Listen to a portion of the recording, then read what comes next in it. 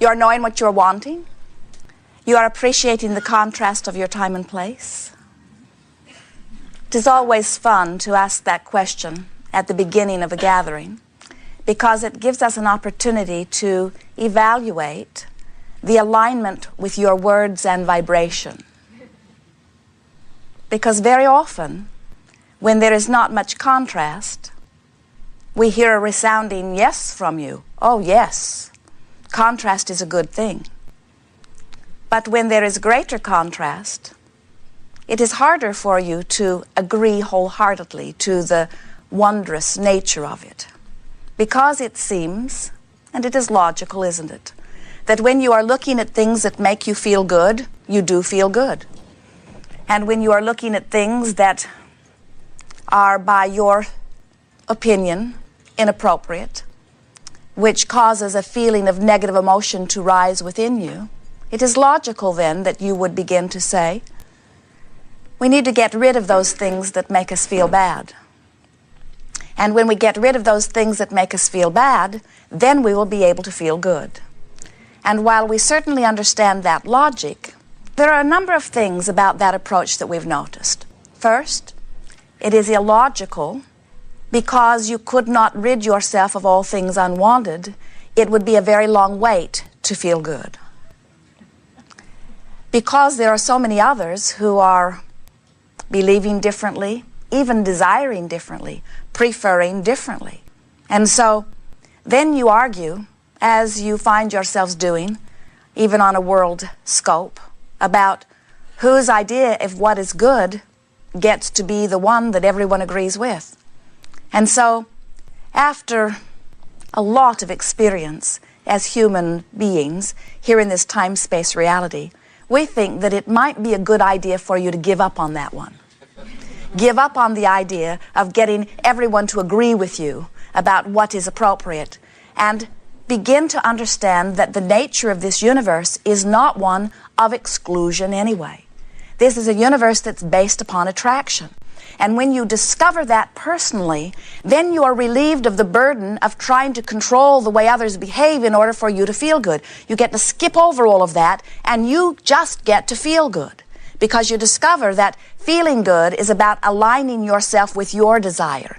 It's not about figuring out what anybody else should be doing. It's not about controlling the circumstances and events around you. It is only about you becoming a vibrational match to your own desire. And when you are a vibrational match to your own desire, then that desire and you, which are in the same place, are then coming together. It is a wonderful thing. Some of you have been listening to us for a while, and some of you have been practicing the science of deliberate creation or the art of allowing fervently. Some of you are becoming very, very, very good at it. And today, it is our expectation that we will take this topic to a whole new level. It is our expectation that together we will discover not only some processes that will assist you, but some understanding of the basics of the laws. We want you to begin accepting that you are vibrational beings, that everything is. So as you stand in any point in time, you are an emitter of vibration. Now, you are multifaceted. You think many different thoughts. There are many topics upon your mind. There are many subjects in your life. There are many people that you could focus upon, or events that you could focus upon or remember. You can focus in your present, or you can remember in your past, or you can imagine in your future. You can look in your own life experience, or you can broaden your gaze to the expanse around you. You can look into the television world, or into the movie world, or into the neighborhood, or into the worldview. In other words, there are so many places that you can look, and in every place that you choose, in that which you see, or in that which you perceive, we might even use perception as like a sixth sense. You see, which is vibrational interpretation. You hear, which is vibrational interpretation. You smell, you taste, you feel with your fingertips. You perceive, which is vibrational interpretation. So as you are perceiving out into this world, the dominant vibration within you, it's really a key word. The dominant vibration within you is your strongest point of attraction. As Esther sat to quiet her mind today, to allow Abraham to flow through her. She always sits and focuses upon something mindless, knowing that if she can quiet her mind, her vibration from whatever point it is at will raise some. And it is always her objective to be in the place of least resistance so that the vibration that is Abraham can flow through her in the most non-resisted way. So she sat to quiet her mind. A thought kept coming back into her mind. And she focused upon the tone in the air conditioner. That usually works. And then she focused upon an om that she offered herself. And while she was able to quiet her mind here and there, her thought kept going back, going back, going back. And so she said, I think I will have a chat with Abraham, because it was of interest to her that her mind kept going back to the same thought. And we said to her, Esther, your mind is returning to the dominant thought within you. Which is logical, isn't it? But it was particularly interesting to Esther because she knew why that dominant thought was there. It was a thought that she'd been focused upon all day yesterday. And as she had focused upon this thought all day yesterday, she had activated it to a pretty strong vibration. So today, as she is attempting to quiet her mind, it was not difficult for her to sift out which thought it was. I'm going to tease Jerry just a little bit here because it comes back to the idea of the dominant thought that Esther kept coming around to.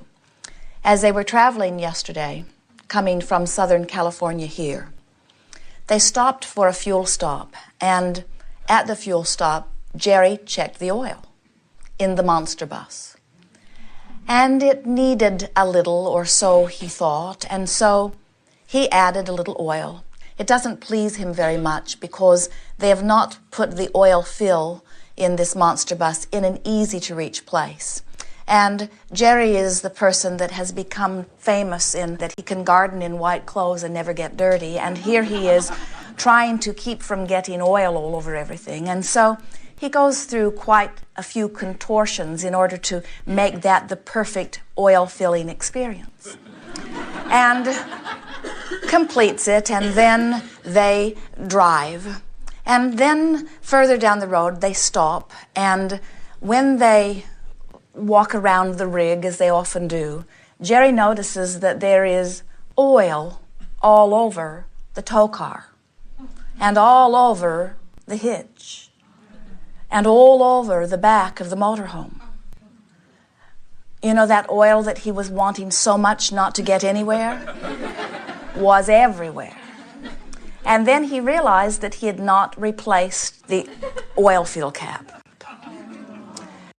So he checked the oil, and there was still some in there. In fact, most of it was still in there. Only enough to make a really big mess had gotten out. And then they did not know what to do.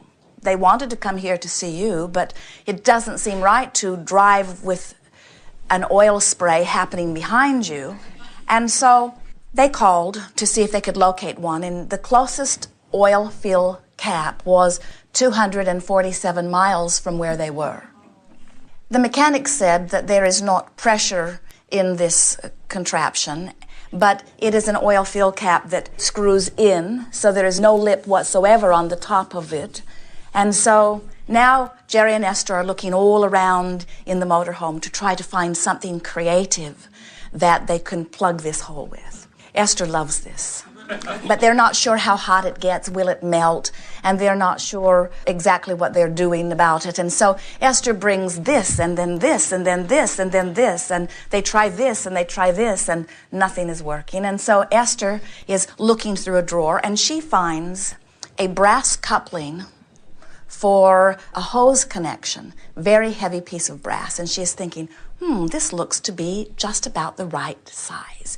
And because it is heavy, it may sit in there pretty good. And then she has pictures of it flying around in the engine and playing with the belts. And so she brings it to Jerry, and Jerry praises her profoundly. This is the perfect thing to plug this hole.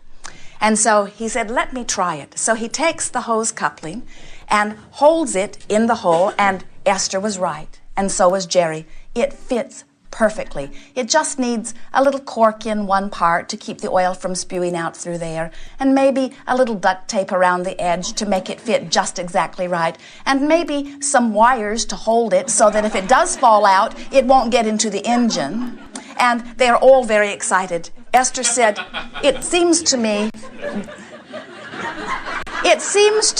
that this is why they call this jerry-rigging.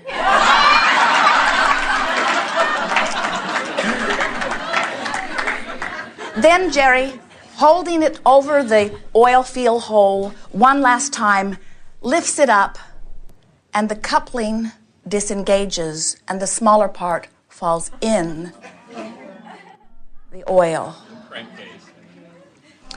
And Esther says to Jerry, your life as you have known it is over.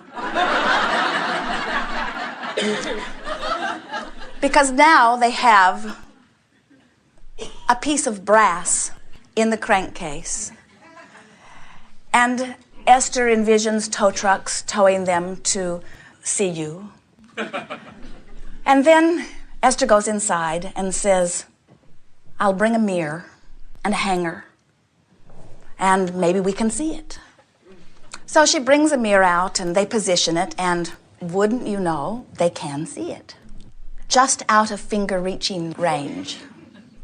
And so for about a half an hour, they talk to each other about how important it is to get it the first time. Because while they can see it sitting there, it is on a precarious ledge, and who knows where it will go if they don't get it the first time. So they talk to each other about who is the one most likely to get it. And Esther is thinking, probably me, my fingers are smaller. And so once everything is cool enough, Esther stands on a stool, and Jerry holds the mirror, and she reaches as far as she can with her fingers deep into the oil and feels it with her fingers, and manages to pinch the lip between two fingers and gingerly pull it out. Right. That's the way they felt. Like brain surgery gone well.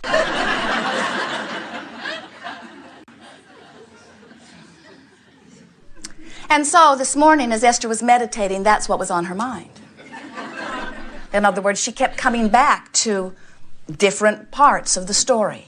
She could not get it out of her mind because they laughed about it, they talked about it, they retraced their steps, they stopped on the way and picked up 2 new oil field caps. Esther said to Jerry, get 2, and he said, we'll only need 1 because if it ever happens again, I'll take my own life.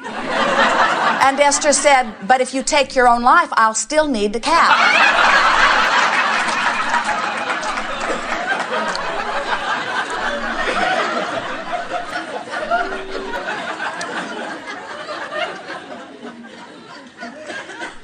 There is so much that we want to give you about all of that, and we will all day, because we're wanting you to realize that there is so much life-giving stuff in situations that when you think about it, you think you would not like to have.